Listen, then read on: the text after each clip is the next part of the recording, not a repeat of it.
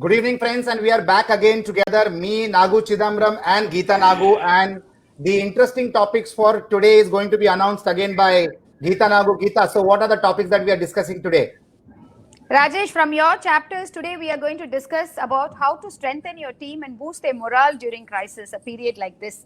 And best ways to the next chapter we are going to discuss is the best ways to plan during crisis. That is very, very important. What are the best ways to plan during a period like this?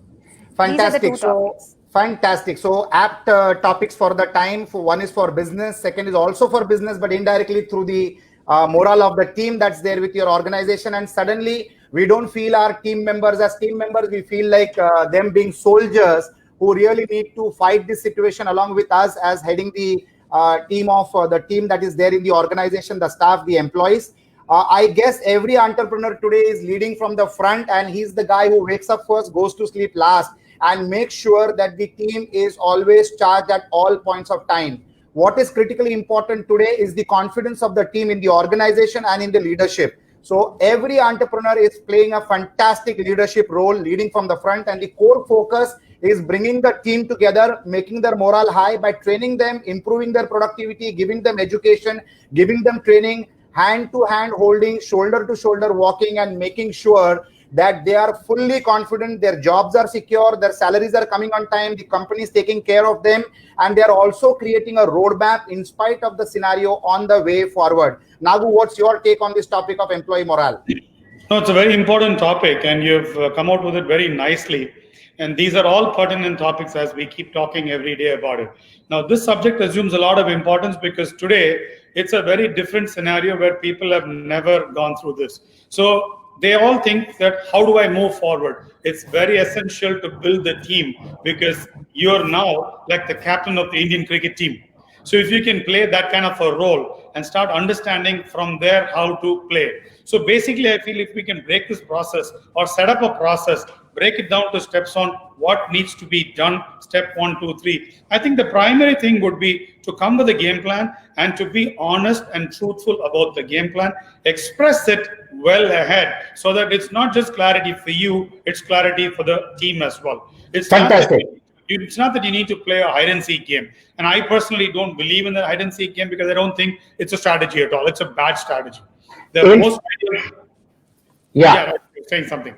In fact, transparency has to happen to such a great level today that every employee needs to become like a chartered accountant. He needs to know the cost understanding. He needs to become a cost accountant. And every entrepreneur is today trying to be transparent with every team in the organization so that they understand what are the operating expenses, what are the operating profits, what are the margins, and what the organization is doing. When an employee in an organization becomes aware of the cost factors of the establishment, his contribution automatically adds to the performance of the organization. There is a question from Nitin Munot, who's the managing director for Technocrats, and he has got a very valid question since he's a entrepreneur who's having a manufacturing facility as well, on how to motivate factory operating people, the employees in the factory on the shop floor. How do you motivate them? Since you operate a factory, Nagu, what's your take on that? So, Munit, Nitin, it's a very nice question. And since we're operating factories at multiple locations, I think I should be able to pass on some good information to you. So basically, if you're talking about the morale of the management, you'll need to split it into senior management, mid-management, and then your operator category. It's not one medicine that's going to work for everybody. You will need to probably rejig it to see how it's going to work for each and every class of people. But the most important aspect here is to be transparent and honest. Now, it's not a secret that you're going to hold to your chest. It's something that you're going to express because this is out in the open. They all are anxious to understand what's going to happen. They're actually imagining the worst. And if you can clear the cloud, if you can say, you know what, this is reality. For the first time for somebody to listen to reality, it could be a little bit of a road shock. But then, as I said, if you can be transparent and be honest enough to state so, and then say it's not all that murky, and these are the steps forward, even if you've got to let go people, because that is going to happen as well. Let's face it. Now, if you're going to do that, I think there is a way to do it. You don't have to keep the surprise up. You can probably say that this is what it is. and you have a one-on-one, or you have your HR have a chat with those people, and if you can give them a good testimonial, if you can refer them to a good friend who probably needs somebody of their profile who they didn't have at an earlier point in time, or somebody if you think is going to be very good in the long run, you give them a sabbatical for now and say, you know what, there's going to be an opening after 6-8 months, and give them a vision for people, even if you're going to remove. And for the people who are going to be with you, you got to say this is the present and this is the mid-present. So the mid-present is from probably 3 to 6 months from today, or 9 months from today, whatever that mid-present is, and then the long-term shot. You give them this clarity, then it's going to be great, because remember, you're a team player and you're a captain of the Indian cricket team. What's the role you're going to be playing? Fantastic. Thank you, Nagu. So Santosh Hasotkar has asked a very interesting question, and his question is, when there is an uncertainty of the lockdown opening up, how do you keep the morale high? Geeta, how can you address that question? Then I'll have a take after you do it. Yes, we keep the morale high with hope and positivity. And it is all about, today the world is looking for leadership with hope and positivity. And it can be large companies, medium companies, small companies, heading nations, heading states, whatever your roles are. As a leader, we need to head and go on with hope and positivity. It is all about entrepreneurs' mindset. We invented a mindset, and we invented I can mindset. Yet again, another situation where we are going to prove I can do it. We are going to do it. When we march ahead, there are several people who are going to wait. They're waiting for us to march with hope and positivity. And when we march, they will all follow through, and the whole thing will start translating it. This has happened several times in the in our historic, several times it's happened in our human race, time and again. It is yet another situation. We shall pass this. This shall pass too. With that, so how do we say yes, with hope and positivity? That is the answer. Yes, so uncertainty will be there. There will be uncertainty in the lockdown. The lockdown will open up, and again there might be a lockdown. Let us prepare ourselves for that uncertainties completely. Always understand this particular situation is going to come into control not only by social distancing, but there has to be a medicine to the virus. There has to be vaccination to the virus. Only then it can be controlled.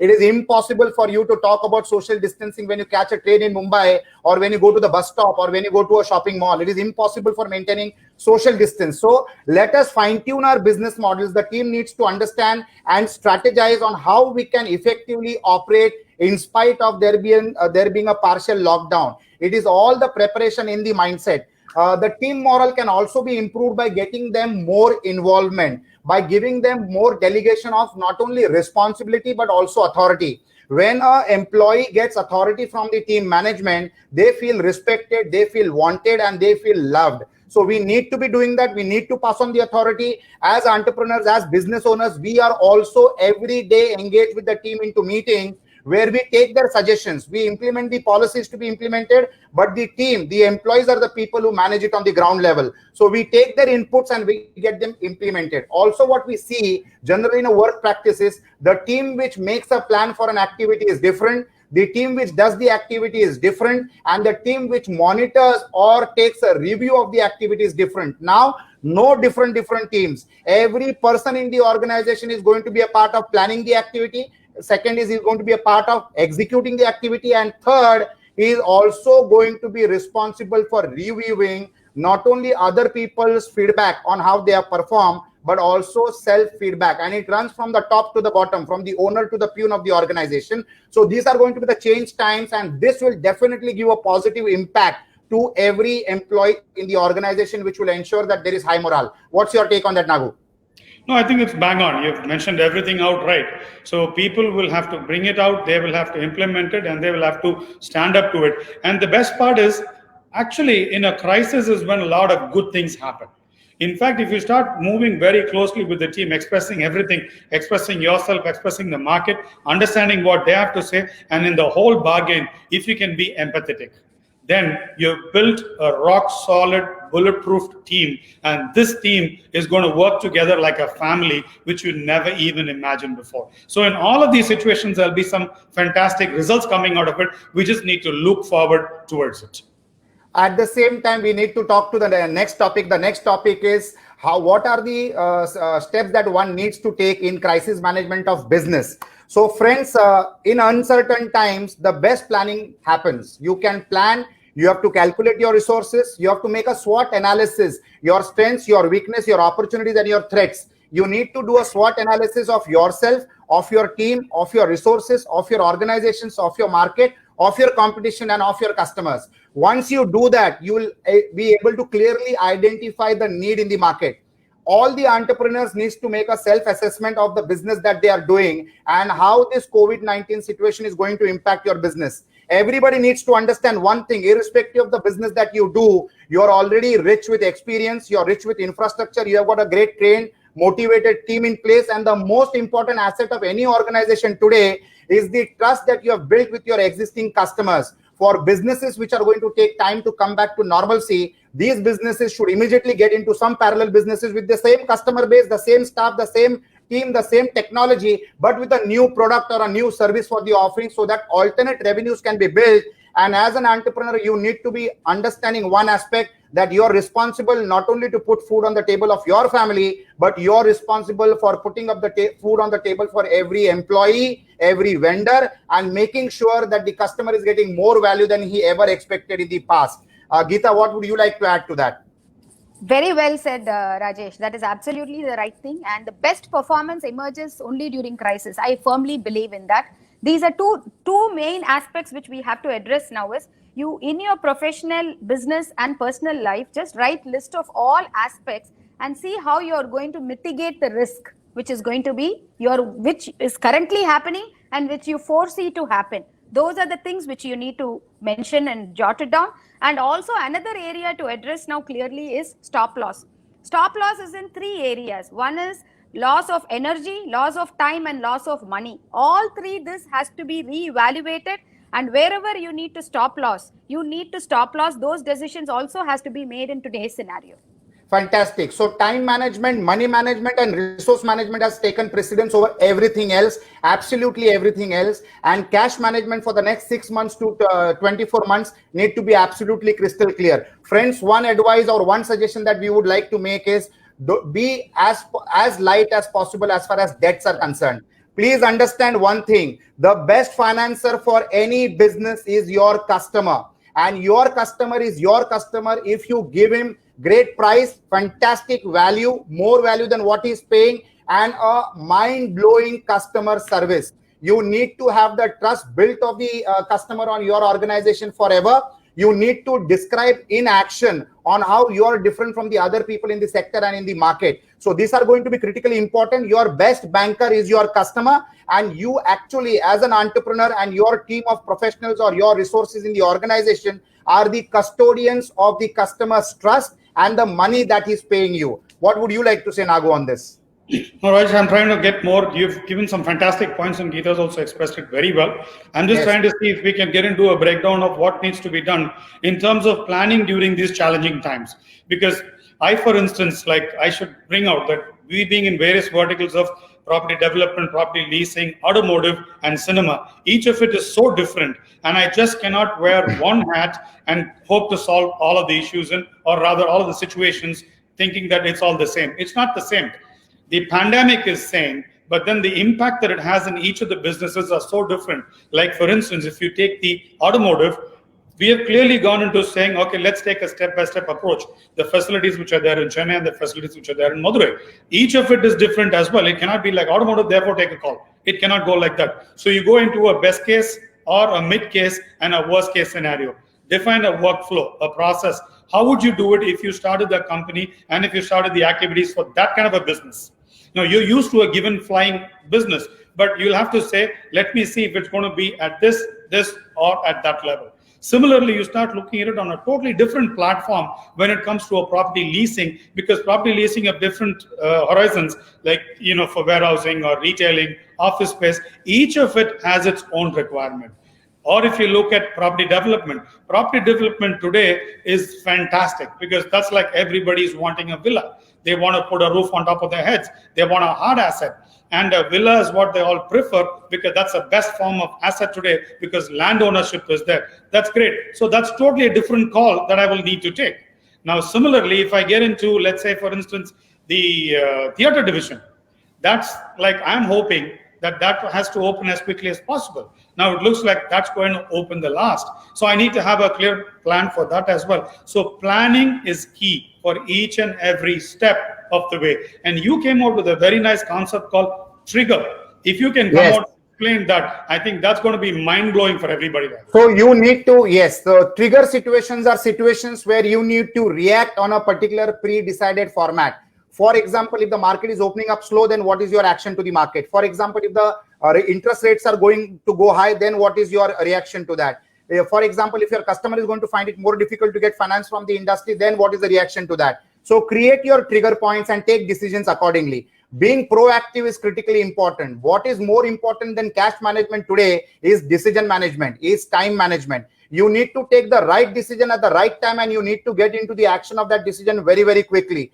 The businesses today onwards will not survive on their own. Every entrepreneur needs to be a part of organizations like a Business Opportunities Club or like Corporate Connections or any organization which brings entrepreneurs together, brings resources together, shares opportunities together, and everybody gets a cut of the pie. Everybody, every entrepreneur in this world is now going to collaborate and work in partnerships. Everybody is going to bring their strengths. They will exchange their customers, they'll exchange their opportunities, they'll exchange their resources, and we need to make sure that our resource management is to the T and the downtime of the resources is zero. Every resource needs to work 24 hours for you to justify the cost management that you are incurring. You need to be profitable from the word go, and profit per person is going to reduce. You need to have large number of customers to create profitability for yourself.